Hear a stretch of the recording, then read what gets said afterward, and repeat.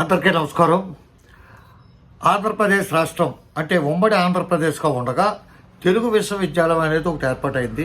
ఆ విశ్వవిద్యాలయానికి తెలుగు వారితోని, తెలుగు భాషా ప్రయుక్త రాష్ట్రంతో అట్లాగే తెలుగు భాషతోని, తెలుగు వారితోని అవినాభావ సంబంధం ఉండి తెలుగు రాష్ట్రం ఏర్పడటానికి మూల పురుషుడైన అమరజీవి పొట్టి శ్రీరాములు గారి మీద గౌరవంగా ఆ తెలుగు యూనివర్సిటీకి అమరజీవి పొట్టి శ్రీరాములు గారు పేరు పెట్టారు. ఇప్పుడు ఈ తెలంగాణ రాష్ట్రం ఏర్పడినప్పటి నుంచి కూడా ఆంధ్ర ప్రాంతం అని చెప్పి, తెలంగాణ ప్రాంతం అని చెప్పి అటువంటి విభేదాలు ఏమీ పెద్దగా బయటకు ఏమీ కనపట్లేదు. కానీ కొంతమంది నాయకులకి కడుపులో దహించుకుపోతుంది. తెలంగాణలో ఆంధ్ర ఓడు ఎవడైనా అభివృద్ధిలోకి వస్తున్నా, ఆంధ్ర ఓడికి సంబంధించి ఏవైనా కొంత సెన్సేషన్ కానీ లేకపోతే పేరు కానీ ప్రఖ్యాతులు కానీ కనపడితే ఆలఫేషాలను గుర్తుకొచ్చిన వెంటనే దాన్ని నాశనం చేయడానికి అక్కడ కట్టుకున్నారు. అదే కోవలో ఇప్పుడు తెలుగు వర్సిటీకి ఇది ఉన్న అమరజీవి పొట్టి శ్రీరాములు గారి పేరు తీసేసి సురవరం ప్రతాపరెడ్డి గారి పేరు పెట్టాలని చెప్పి దానికి ఈరోజు శాసనసభలో ముఖ్యమంత్రి రేవంత్ రెడ్డి గారు ఏమంటాడంటే, తెలంగాణ ఏర్పడిన తర్వాత రాష్ట్రంలో అనేక యూనివర్సిటీలకు పేర్లు మార్చుకున్నామని సీఎం రేవంత్ రెడ్డి తెలిపారు. శాసనసభలో ఆయన మాట్లాడారు. పరిపాలనా సౌలభ్యం కోసమే కొన్ని వర్సిటీలకు ప్రొఫెసర్ జయశంకర్, కొండా లక్ష్మణ బాబూజీ, పివి నరసింహరావు, కాళోజీ నారాయణరావు పేర్లు పెట్టుకున్నాం. అదే వరవడిలో పొట్టి శ్రీరాములు తెలుగు వర్సిటీకి సురవరం ప్రతాపరెడ్డి పేరు పెడుతున్నాం. పేరు మార్చడం ఎవరికీ వ్యతిరేకం కాదు. చెర్లపల్లి రైల్వే టెర్మినల్కు పొట్టి శ్రీరాములు పేరు పెట్టాలని కేంద్ర మంత్రులు కిషన్ రెడ్డి, బండి సంజయ్కు లేఖ రాస్తా. కేంద్రం నుంచి అనుమతి తీసుకురావాలని వారిని కోరుతున్నానని సీఎం అన్నారు. ఈయన పరిపాలనా సౌలభ్యం చనిపోయిన వాళ్ళు పేర్లు పెడితే అందరూ చెప్పిన పేర్లు అన్నీ గొప్పవాళ్ళే. ప్రొఫెసర్ జయశంకర్ కానీ, కొండా లక్ష్మణ బాబూజీ కానీ, పివి నరసింహరావు కానీ, కాళోజీ నారాయణరావు కానీ ఎవరో భారతరత్నకు తక్కువే కాదు.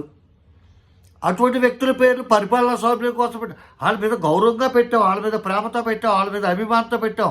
అదేవిధంగా సురవరం ప్రతాప్ రెడ్డి మీద అభిమానంతో ఏదో చేయదలుచుకున్నారు అనుకోండి, జిల్లాలు విడగొట్టండి. ఇప్పటికే చాలా జిల్లాలు విడగొట్టారు, పరిపాలనా సౌలభ్యం కోసం విడగొట్టారు. అట్లాగే ఇంకొక జిల్లాను విడగొట్టండి, ఆయనకి సంబంధం ఉన్న జిల్లాలో లేకపోతే ఆయన ఎక్కడైనా ఉద్యమాలు చేసిన జిల్లాలో ఏదో ఒక జిల్లాను విడగొట్టి ఆయన పేరు పెట్టండి. అంతేగాని తెలుగుకి సంబంధించి ఒక బ్రాండ్ అంబాసిడర్, తెలుగు రాష్ట్రం ఏర్పడటానికి మూల పురుషుడు అయిన పొట్టి శ్రీరాములు గారి పేరు తీసేసి ఈయన పేరు పెడతాం. ఇది చాలా తప్పండి రేవంత్ రెడ్డి గారు. మీ అక్కసు, మీ కుట్ర, మీ కుళ్ళు, మీ కుతంత్రం. పైగా ఈయన ఏమంటారు, చెర్లపల్లి రైల్వే స్టేషన్లకు కానీ, రైల్వే టెర్మినల్కి కానీ, రైల్వే శాఖ కానీ పొట్టి శ్రీరాములకి సంబంధం ఏముంది? అది మీ చేతిలో ఉందా? మళ్ళీ బండి సంజయ్ని లేకపోతే ఈ కిషన్ రెడ్డిని వాళ్ళకి చెప్పి కేంద్రం నుంచి అనుమతి తీసుకొస్తే నువ్వు పెట్టేది ఏముంది? కేంద్రమే పెడుతుంది. ఇకపోతే ఏంటంటే, ఈ రాజకీయంలో హత్యలనే ఉండవండి. రేవంత్ రెడ్డి గారికి తెలియదు ఏమి కదా, అన్ని ఆత్మహత్యలే ఉంటాయి. ఎందుకంటే జగన్మోహన్ రెడ్డి గారు ఎన్నో ఎన్నో ఎన్నో ఎన్నో గొప్ప గొప్ప పనులు చేసుకొచ్చాడు. కాదంటానికి ఎవడో ఏమీ సరిపడవు. కాకపోతే కొన్ని పనులు ఆ ఎన్టీఆర్ హెల్త్ యూనివర్సిటీ పేరు మార్చుకొని కానీ, లేకపోతే అంటే పట్టదార పాస్ పుస్తకాల్లోని, లేకపోతే టైటిల్ డీట్లోని, లేకపోతే ఆ ల్యాండ్ టైటిలింగ్ యాక్ట్కి సంబంధించి అట్లోని ఇట్లోని నేను ఫోటోలు వేసుకుంటాం. కానీ కొన్ని అపోహలకి, కొన్ని అనర్థాలకి దారి తీసింది. అదేవిధంగా రేవంత్ రెడ్డి గారి చరిత్ర క్లోజ్ అయిపోయింది. ఎందుకంటే తెలుగు మీద అభిమానం ఉన్నవాడు కానీ, 58 రోజులు ఎన్ని రోజులు ఆయన నిరాదీక్ష చేసి చనిపోయిన పొట్టి శ్రీరాములు గారి మీద అభిమానం ఉన్నవారు కానీ ఎవ్వడో కూడా, ప్రత్యేకించి ఆంధ్ర రాష్ట్రానికి సంబంధించి మొన్న ఉన్న ఈ తెలుగు వాళ్ళంతా వాళ్ళు పర్టికులర్గా తెలుగుదేశం మీద అభిమానంతో ఉన్న కొన్ని కమ్యూనిటీలు, కొన్ని సామాజిక వర్గాలు, ఆ సామాజిక వర్గం తొక్క అని ఒక ఎదవ మాట, కొన్ని కాస్టులు ప్రత్యేకించి కమ్మవారు వీళ్ళంతా యూనిటీగా చేశారు. ఎందుకు? రేవంత్ రెడ్డికి చంద్రబాబు నాయుడుకి ఒక మంచి రిలేషన్ ఉంది. వాళ్ళిద్దరూ కూడా ఒకరి కోసం ఒకరు చాలా మంచి అభిప్రాయంతో బాగా కలిసిమెలిసి ఉన్నారు. అంటే ఒక విధంగా అంటకాగారు. అందుకోసమే చంద్రబాబు నాయుడు గారి కోసం పాపం రేవంత్ రెడ్డి గారు ఆ డబ్బు ఇస్తా దొరికిపోయాడు ఎమ్మెల్సీ ఎన్నికల్లో. కాబట్టి ఆయన జైలుకి వెళ్ళాడు. కాబట్టి మనం అంతా ఆయనకి చేయాలనే ఉద్దేశంతో రేవంత్ రెడ్డి గారికి చాలా కృషి చేసి ఆ ఎమ్మెల్సీ ఎన్నికల్లో చేశారు. అట్లాగే తెలుగువారు చాలా చేశారు. ఇప్పుడు తల్లి మీద ఒట్టు పెట్టుకుని ఏ ఒక్కడో కూడా కాంగ్రెస్ పార్టీకి ఓటేయడు. కాంగ్రెస్ పార్టీ పరిస్థితి తెలంగాణలో ఇప్పుడు ఆంధ్రప్రదేశ్లో ఉన్న పరిస్థితి వచ్చేస్తుంది. తెలుగు కూడా ఎవడో వేయడు. ఎందుకంటే ప్రజల్లో ఒకళ్ళిద్దరిలో ఏమైనా వివక్ష ఉన్నా, ఆంధ్ర వాళ్ళు అంటే ద్వేషం ఉన్నా, లేదా అసూయ ఉన్నా, అపోహ ఉన్నా ఉంటే ఉండవచ్చు. కానీ ప్రభుత్వ పరంగా కేసీఆర్ పరిపాలనలో ఇప్పటి వరకు ఎప్పుడూ లేదు.